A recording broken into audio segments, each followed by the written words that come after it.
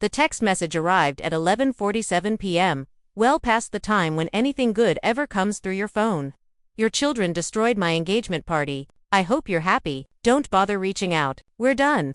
I stared at the screen in my darkened bedroom, my husband, David, sleeping peacefully beside me. My sister Jennifer's words glowed accusingly in the blue light. My hands started shaking.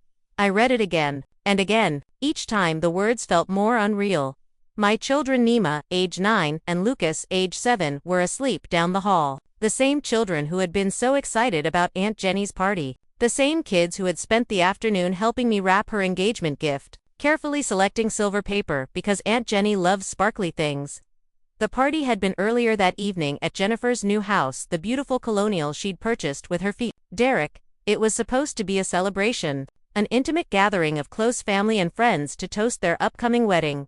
We'd left at 8:30 p.m., which I'd thought was a reasonable time for a school night. The kids had been tired but happy. Emma had fallen asleep in the car. Lucas had chattered about the fancy appetizers and how Derek had taught him a magic trick. Nothing, absolutely nothing had seemed wrong.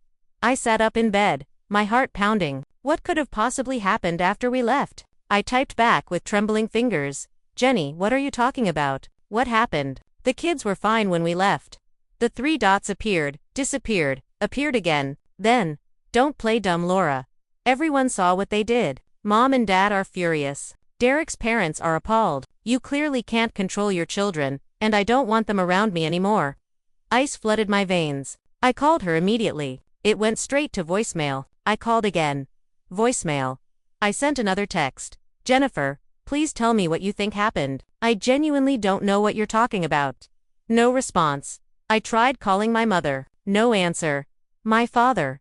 Same. David stirred beside me. Babe, what's wrong? Jenny says the kids ruined her party. She won't tell me what happened. She's saying terrible things. My voice cracked. He sat up, instantly alert. What? Emma and Lucas? That's insane. They were perfect tonight. I know, but she's serious. She said Mom and Dad are furious. Derek's parents are appalled.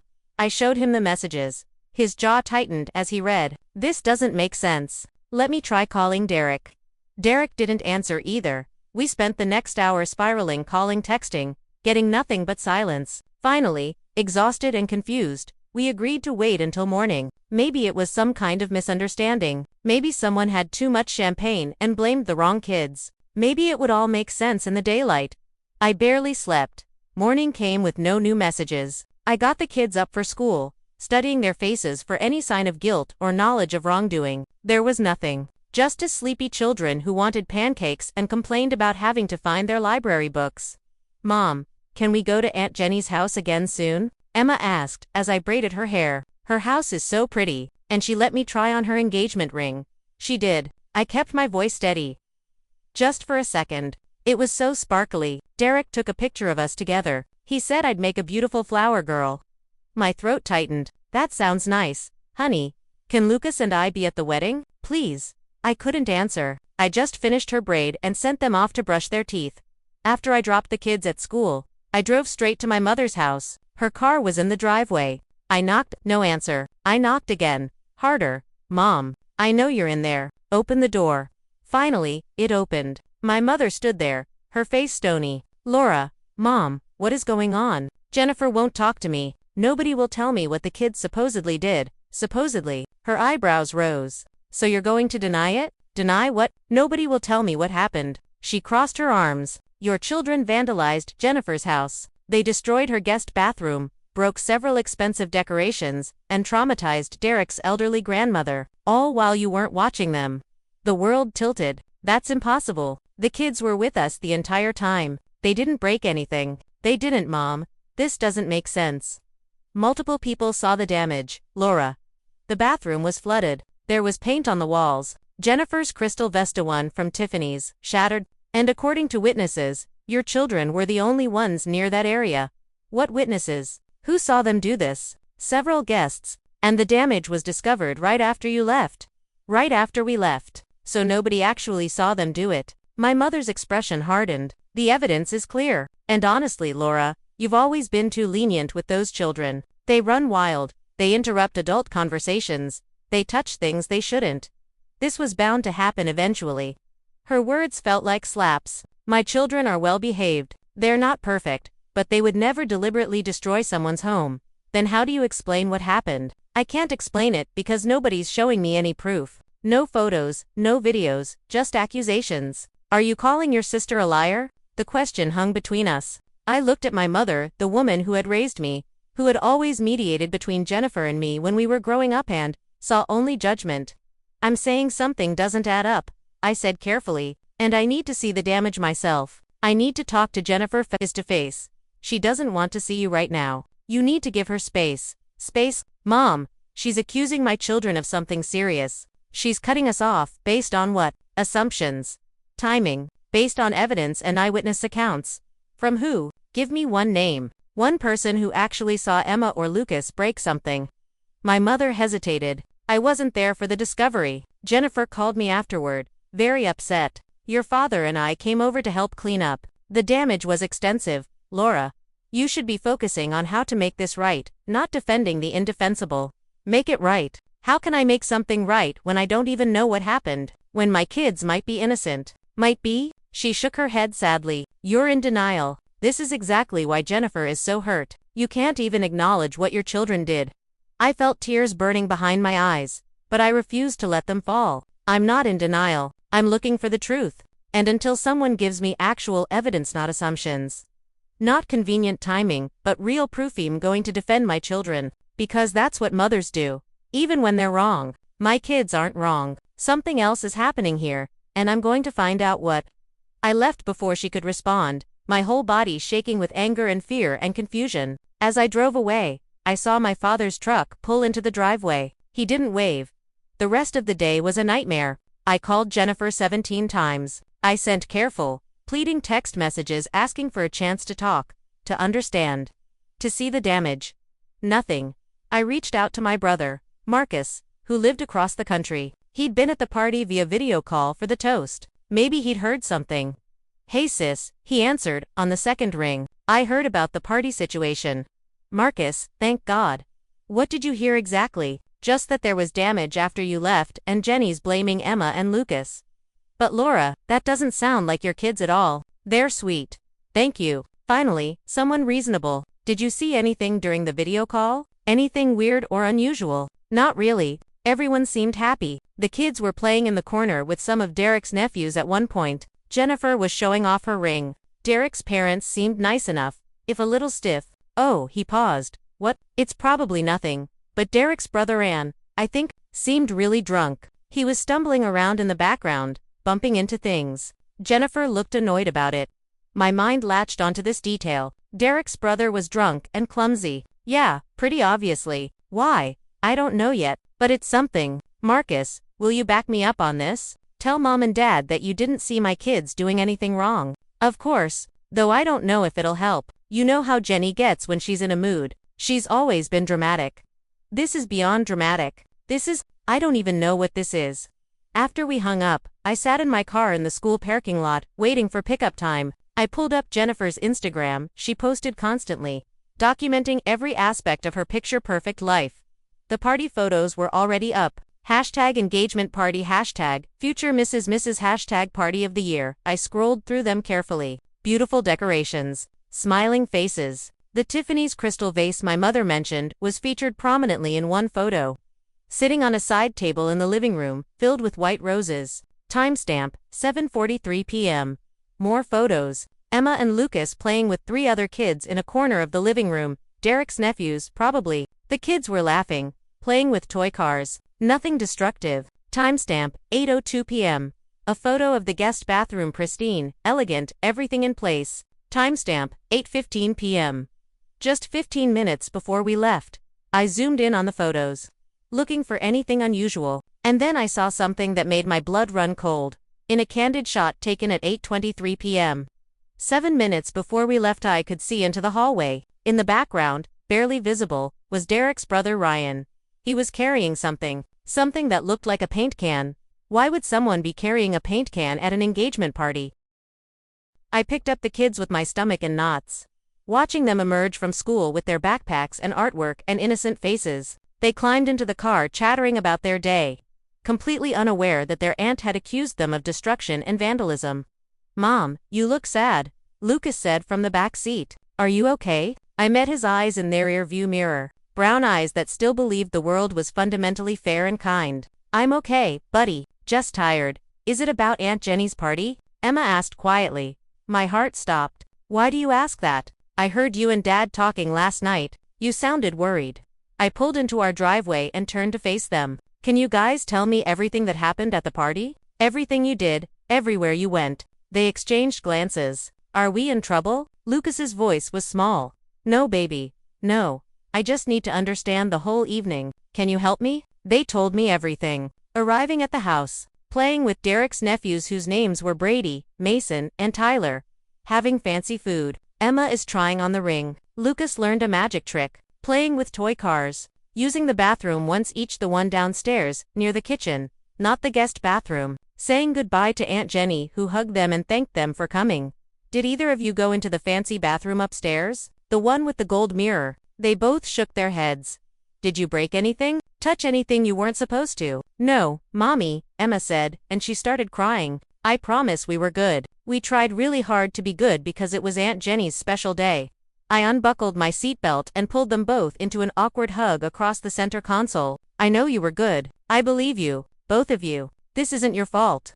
But even as I comforted them, my mind was racing. Derek's brother with a paint can. The pristine bathroom at 8:15 p.m. The damage discovered after we left. Something wasn't right, and I was going to prove it. That evening, after the kids were in bed, David and I sat at the kitchen table with my laptop open between us. We'd decided to approach this methodically, like solving a puzzle. "Let's list what we know for certain," David said, pulling up a document. I started. The damage was discovered after we left at 8:30. The bathroom photo on Jennifer's Instagram shows it was fine at 8:15. That's a 15-minute window. "The kids were with us during that time," David added. "I remember because Lucas spilled juice on his shirt right around 8:20. We were in the kitchen cleaning it up. Both kids were right there." And Jennifer's post says, "Discovering the disaster," with a timestamp of 9:47 p.m. More than an hour after we left. I pulled up the Instagram post again. She didn't post photos of the actual damage, just a caption about being heartbroken. David leaned forward. "So why did she immediately blame Emma and Lucas? That's what I can't figure out, unless someone told her it was them." I clicked through more photos. Marcus said Derek's brother Ryan was drunk, and I found this photo where you can barely see him in the background carrying what looks like a paint can. At an engagement party, why would there be paint? Exactly. I zoomed in as much as I could. The image was grainy, but it definitely looked like a paint can. What if the damage wasn't from the kids? What if it was someone else, and they needed a scapegoat? That's a serious accusation. So is saying my 7- and 9-year-old vandalized a house. My voice was sharp. "Sorry, I know." He squeezed my hand. "So what do? We get proof. Real proof, not assumptions." I started making phone calls to people who'd been at the party. Most didn't answer, probably warned by Jennifer not to talk to me, but I finally got through to David's cousin Michelle, who'd been there with her husband. "Laura, hey," she said carefully. "I heard there was some drama after the party." That's putting it mildly. "Michelle, I need you to be honest with me. Did you see Emma or Lucas do anything wrong? Anything at all?" Silence. Then, "No. Actually, I remember thinking how well behaved they were. My kids were running around like maniacs, and yours were just quietly playing in the corner."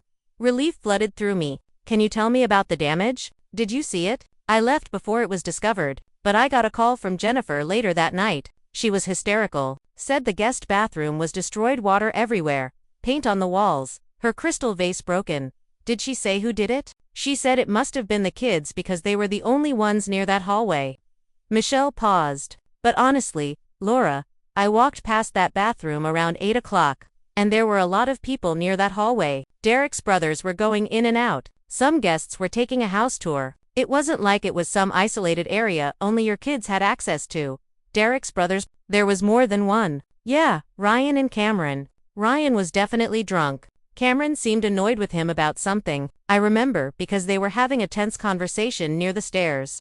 My heart started racing. "Do you remember what time that was?" "Maybe 8, somewhere around then. Right in our window." "Michelle, this is important. Would you be willing to tell Jennifer what you just told me?" That you didn't see my kids do anything wrong. A long pause. Laura, I want to help, but Jennifer's my friend too. This is really awkward. My children are being accused of something they didn't do. They're being cut off from their aunt based on zero evidence. Please, I'll think about it. I'm sorry. This is just really uncomfortable.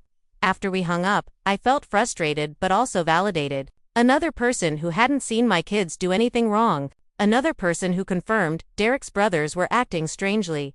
I need to talk to Derek, I said to David. He's reasonable. Maybe he'll listen. Jennifer probably told him not to talk to you. Then I'll go to his office. The next morning, I dropped the kids at school and drove to the accounting firm where Derek worked. The receptionist tried to stop me. Do you have an appointment? But I pushed past her politely but firmly. Derek looked up from his desk, startled, as I appeared in his doorway. Laura, 5 minutes. That's all I'm asking. Please. He glanced at his computer screen, then sighed and gestured to a chair. Jennifer's going to be furious. Jennifer's already furious. Derek, please just tell me what happened. Show me evidence that my kids did this. He ran a hand through his hair. He looked tired, stressed. Look, I wasn't there when the damage was discovered. Jennifer and I were saying goodbye to guests out front. When we came back inside, my brother Cameron found the bathroom. It was bad, Laura.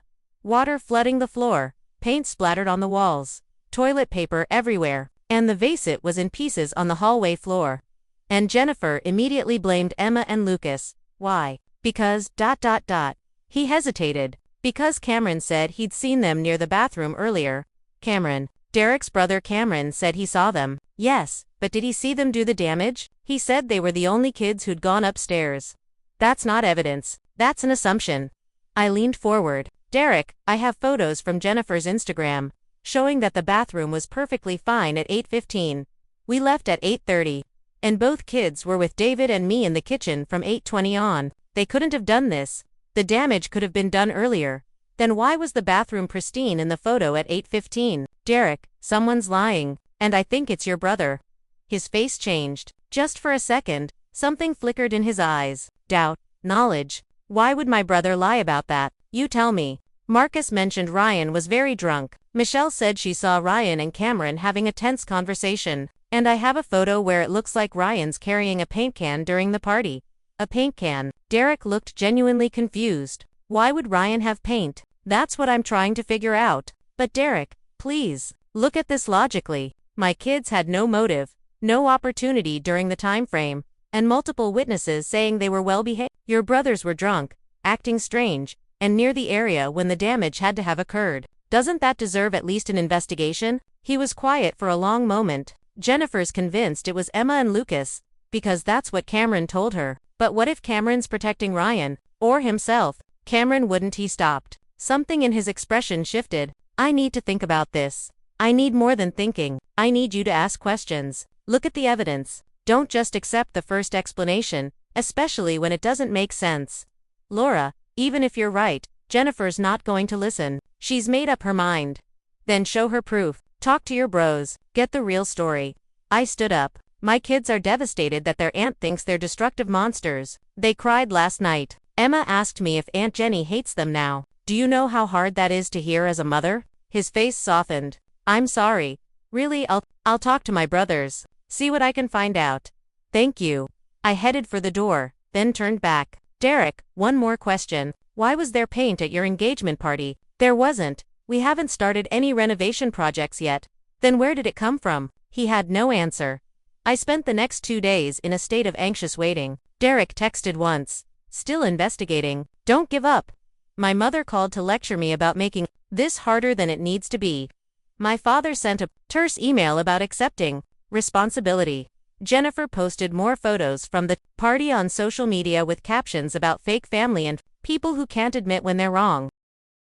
The kids kept asking why we weren't seeing Aunt Jenny anymore. I told them we were working through a misunderstanding, that sometimes adults get confused about what happened, and that I was trying to fix it. But we didn't do anything wrong, Emma insisted. I know, sweetheart, and the truth will come out. It always does. I hoped I was right. On the third day, Derek called. Laura, can you come to the house? Jennifer's here. We need to talk. My stomach dropped. Is this an ambush? No, just trust me. Please. I called David, who left work early to come with me. We drove to Jennifer's house in silence, both of us tense and uncertain. When we pulled up, Derek's truck was there, along with Jennifer's car and another vehicle I didn't recognize. Derek met us at the door. He looked grim. Cameron's here too. And Ryan. Derek, what's going on? Just come in. We walked into the living room. Jennifer sat on the couch, her arms crossed, her face stony. Cameron sat in an armchair, looking uncomfortable. Ryan stood near the window, his leg bouncing nervously. Laura. Jennifer's voice was nice. Derek insisted on this meeting. I'm only here because he threatened to postpone the wedding if I didn't listen. Derek stood behind Jennifer, his hand on her shoulder. Cameron, tell them what you told me. Cameron looked at the floor. I didn't actually see Laura's kids do anything to the bathroom. The room went silent. You what? Jennifer's head whipped around. I said I saw them near the hallway. I assumed it was them because they were the only kids who went upstairs. But I didn't actually witness them do the damage. You told me they did it. Jennifer's voice rose. You said you saw them. I said they must have done it. I didn't say I saw it happen. Cameron's voice was defensive. It's not my fault you misunderstood. That's not a misunderstanding. That's a lie. I stepped forward. You let my children be blamed for something you never saw them do. Ryan, tell them the rest, Derek said quietly, his voice hard. Ryan's leg stopped bouncing. He looked sick. It was an accident. What was an accident? Jennifer asked slowly. I was drunk. Really drunk. And I was messing around with some supplies from my contracting job. I had them in my truck because I'd come straight from a job site. There was paint, some tools. I thought it would be funny to do a prank. Like, pretend to paint a wall or something. But I tripped. The paint spilled. Water went everywhere because I tried to clean it up and knocked over the vase. I panicked. Cameron said we should blame the kids because they'd already left and couldn't defend themselves. The silence that followed was deafening. Jennifer stood up slowly. You destroyed my bathroom, my house, my Tiffany's vase, and you let me blame Laura's children. Jenny, I'm sorry. I was drunk and scared, and get out. Her voice was quiet but deadly. Both of you, get out of my house right now. Jennifer. Cameron started. Get out. They left, Ryan practically running, Cameron following with his head down. Derek walked them to the door and closed it firmly behind them. Jennifer turned to me. Her face had crumbled. Laura, do you know what you've put my children through? My voice shook. Emma cried herself to sleep asking if you hate her. Lucas asked me if he's a bad kid. They didn't do anything wrong, and you convicted them without trial. I'm sorry. God, Laura, I'm so sorry. You believed Cameron without question. You cut us off. You turned mom and dad against us. You posted on social media about a fake family. You didn't even give me a chance to defend my kids. Tears streamed down her face. I know. I was so angry about the damage that I just believed what Cameron said. I didn't think that's the problem. You didn't think so. You just assumed the worst about two innocent children. David's hand found my back. Steadying me, Jennifer sank back onto the couch. How do I fix this? How do I make this right? I looked at my sister, really looked at her. I saw her perfectly styled hair, her designer clothes, her beautiful house. I saw someone so focused on maintaining appearances that she'd thrown away family without hesitation. You can start, I said quietly, by telling mom and dad the truth. Then you apologize to Emma and Lucas, face to face, and you make it clear to everyone you told that my children were innocent. You fix what you broke. I will. All of it. I promise. She looked up at Derek, who stood behind her looking disappointed and sad. I'm so sorry. To all of you. Derek met my eyes. I'm sorry too. I should have questioned things earlier. I should have listened when you said the timeline didn't make sense.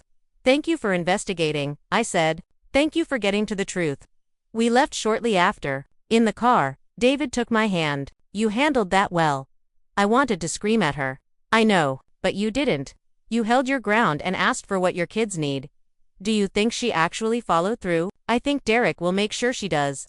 That evening, Jennifer posted on social media, I need to issue a public apology. I falsely accused family members of damaging my home. I was wrong, and I'm deeply sorry for the hurt I caused. Thank you to those who helped me see the truth. It wasn't specific, but it was something. The next day, Jennifer called early. Can I come over? To see Emma and Lucas. I wanted to say no. Part of me wanted to make her wait, make her feel even a fraction of what my kids had felt, but that wasn't who I wanted to be. This afternoon, after school, 3 o'clock. She arrived at 2:55 p.m., clutching 2 large gift bags and looking nervous. I answered the door and just looked at her. Laura, I know you're angry, come in. The kids will be home in 15 minutes. We sat in the living room in awkward silence. Jennifer kept fidgeting with the gift bags, opening her mouth to speak and then closing it again. What are you going to say to them? I finally asked. I don't know. What do you say to kids when you've accused them of something terrible? When you've been completely wrong, you tell the truth. Simply.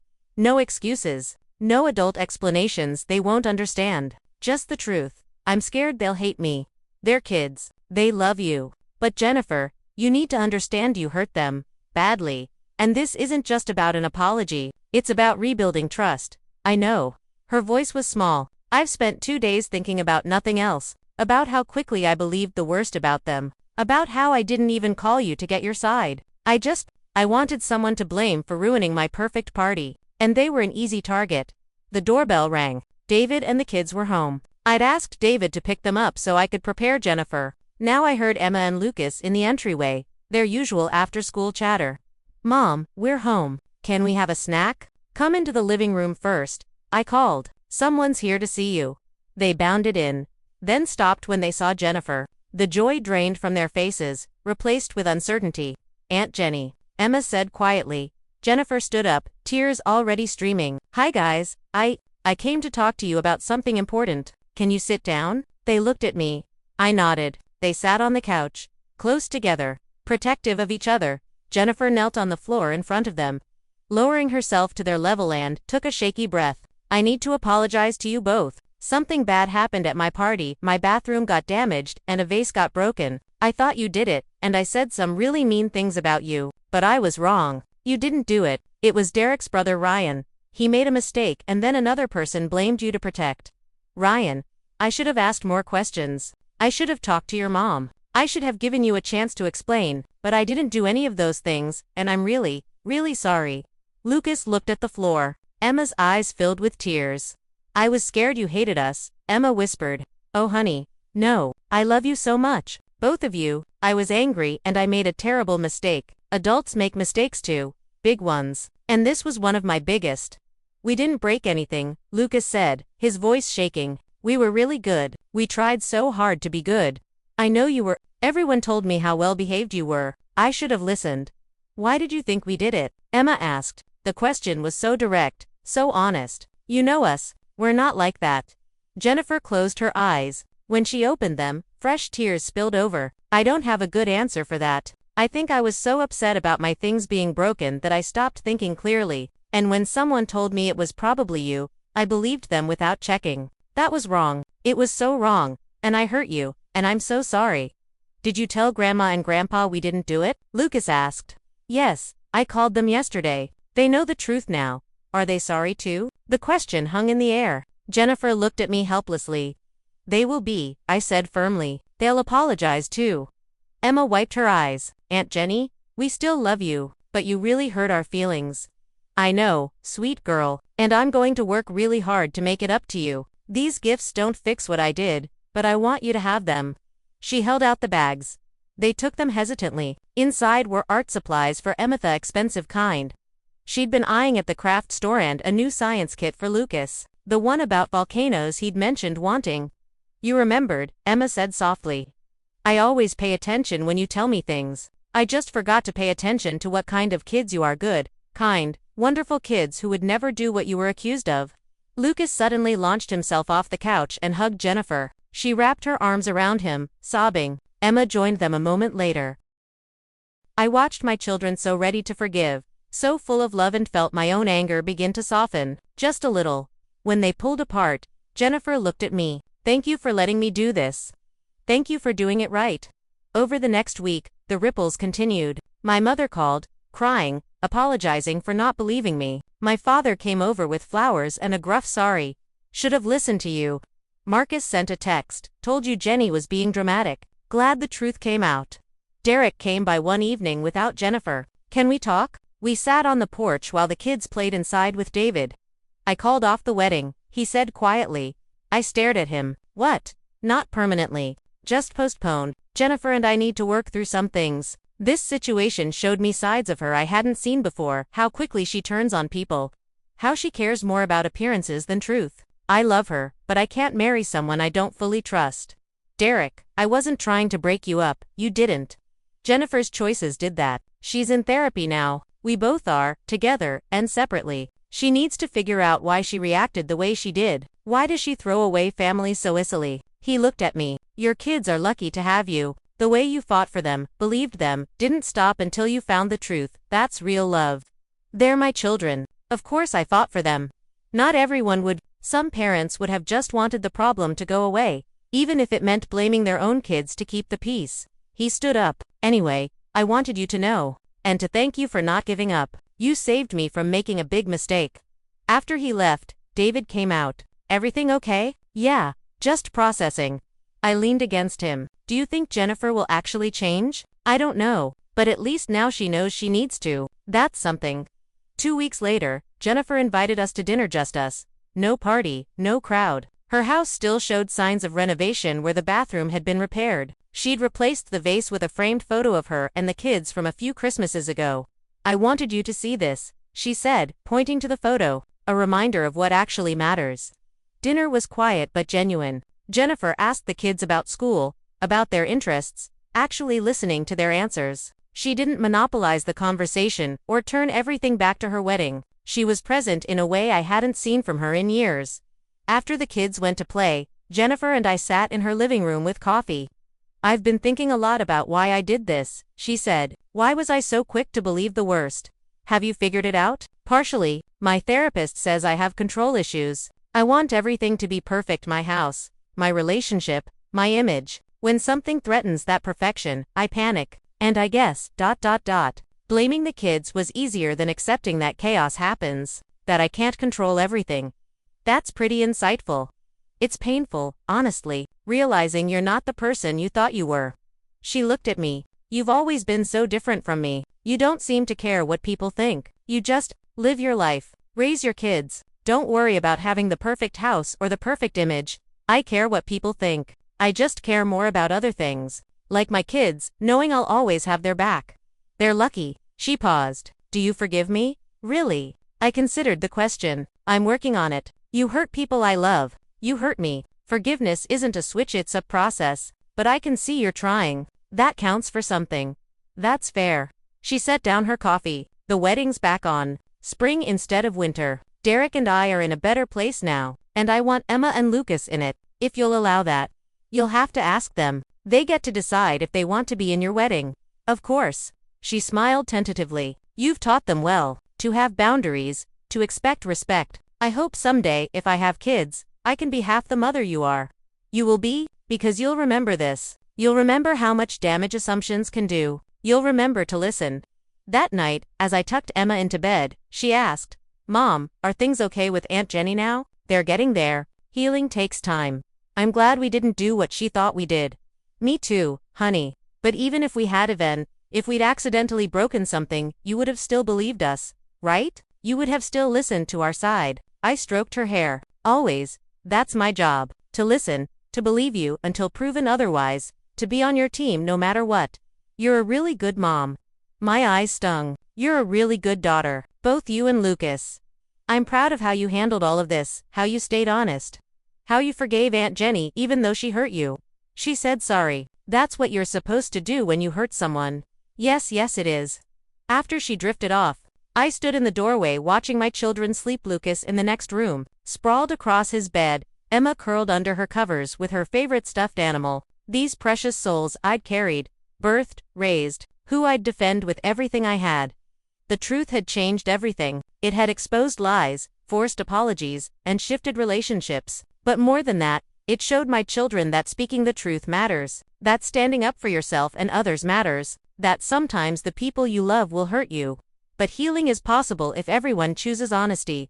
3 months later, spring arrived with cherry blossoms and new beginnings. Jennifer's wedding was scheduled for May, and true to her word, she'd asked Emma and Lucas to be in it. They'd said yes cautiously, but yes. The family dynamics had shifted permanently. My relationship with Jennifer was cordial, but not close. We'd probably never be the sisters we were as children, but we'd found a respectful distance that worked. My parents were overly attentive now, as if trying to make up for doubting me. I let them, understanding that their guilt was its own punishment.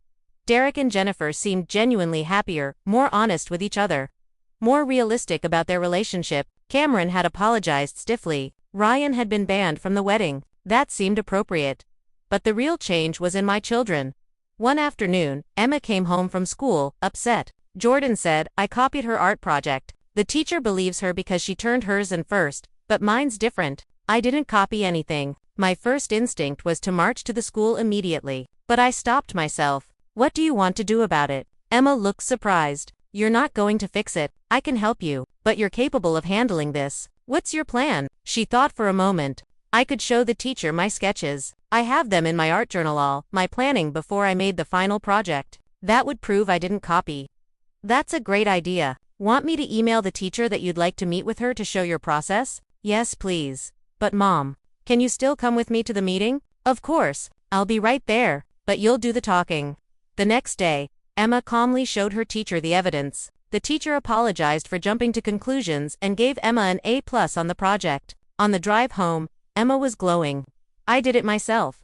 I proved I didn't copy." "You did. I'm proud of you for standing up for yourself. You taught me that. During the thing with Aunt Jenny, you showed me that sometimes people believe the wrong thing. But if you have proof and you stay calm, the truth comes out." My chest felt tight with emotion. "That's exactly right, honey. Also, you always believed me. That made me brave enough to believe in myself." We were almost home when she said, "Mom, thank you for fighting for us. I know it was hard. You're worth fighting for. Always." Lucas had his own moment a few weeks later. He'd been accused by a classmate of cheating during a game at recess. The playground monitor had believed the other kid and given Lucas a timeout. When I picked him up, he was furious. "I didn't cheat. Tyler's just mad because he lost." But nobody would listen to me. "Did you tell your teacher?" She said to work it out ourselves. "And did you ask to talk to the principal?" He paused. "I didn't think of that. You have options, buddy. You don't have to accept being wrongly accused. You can advocate for yourself. Want to practice what you might say?" We role-played in the car. The next day, Lucas asked to speak with the principal, calmly explained what happened, and asked if there was security camera footage of the playground. There was. It showed Tyler cheating and then blaming Lucas. Tyler had to apologize, and the timeout was removed from Lucas's record. "Mom, Lucas ran to me after school. I did it. I proved I was right." "You absolutely did. How does it feel?" "Good, really good. Like people should listen to me because I tell the truth." "That's right. And even when people don't listen at first, you keep telling the truth until they do. Just like you did with Aunt Jenny. Just like that." David said that evening, after the kids were asleep, "You realize you've created two tiny advocates, right? They're going to question everything now." "Good," I said. "The world needs people who question, who doesn't accept the first story they're told, who fights for truth." You've changed too, you know. You're fiercer, more confident. Trauma will do that. You either break or you forge into something stronger. You definitely forged. Jennifer's wedding day was beautiful, elegant, and understated, very different from the over-the-top extravaganza she'd originally planned. Emma walked down the aisle scattering petals with grace. Lucas carried the rings without dropping them. When Jennifer saw them during family photos, she pulled them aside. "Thank you for being here, for giving me another chance." "You're welcome, Aunt Jenny," Emma said simply. During the reception, my mother found me. "Your children are remarkable. They are. You've raised them well, Laura. Better than I realized. When all that happened, I should have trusted your judgment. You've always been a good mother. I'm sorry I doubted that." It was as close to a real apology as I'd get from her. "Thank you, Mom. Your father and I are getting older. We won't always be here. I'm glad you and Jennifer worked things out. Family is important." "Family is important," I agreed. "But truth and trust are more important. Without those, families are just people who hurt each other and call it love." She looked taken aback, then thoughtful. That's very wise." I had 3 months to think about it. As the evening wound down, I found myself on the terrace overlooking the venue gardens. The kids were dancing with their cousins. David was chatting with Derek. Jennifer was laughing with her bridesmaids. Everything looked perfect, like the nightmare of 3 months ago had never happened, but it happened, and we all carried those scars. The difference was, now we knew better. We knew that assumptions destroy, that truth matters. That protection of the innocent should always come before preservation of appearances. Derek joined me on the terrace. "Beautiful evening, it is. Thank you, for everything, for pushing for truth, for not letting this get swept under the rug." Jennifer is a better person now. So am I, we're all learning. Your kids are the real heroes, though, the way they forgave Jennifer when they had every right to hate her, that's remarkable. Kids are more forgiving than adults. We should learn from them. He smiled. Jennifer wants to get together regularly now. Family dinners, holidays. She says she doesn't want to lose you all again. We'll take it slow. Trust is rebuilt in actions, not words. I understand. He paused. Ryan's in rehab, by the way, for alcohol. Facing what happened shook him. Cameron's in therapy too. This affected everyone. Good. Maybe some good will come from all this pain. It already has. You taught us all something about integrity, about fighting for truth even when it's hard. That matters. After he left, I stayed on the terrace, watching the celebration below. My phone buzzed. A text from Emma. Mom, where are you? We want to do a family dance. I smiled and headed back inside, toward my family, toward my children who knew I'd always believe them, always fight for them, always put truth above comfort. The party had almost ruined everything, but the truth had changed everything in the best possible way. 6 months later, I was cleaning out a closet when I found a card Emma had made during the worst of the conflict with Jennifer. It showed stick figures, one Tommy, two small Emma and Lucas, standing together. Above it, in her careful 9-year-old handwriting, my mom is brave. She believes us. She fights for us. I love her. I sat on the closet floor and cried good tears, grateful tears, because in the end, that's what it had all been about. Not the bathroom or the vase or the accusations, but whether my children knew, bone deep, that I would stand between them and any harm, any lies, any injustice.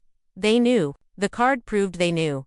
And that was worth every painful conversation, every sleepless night, every moment of doubt and fear, because when the truth had changed everything, it had shown my children the most important truth of all. They were loved, unconditionally, fiercely, forever, and no one would ever make them doubt that again.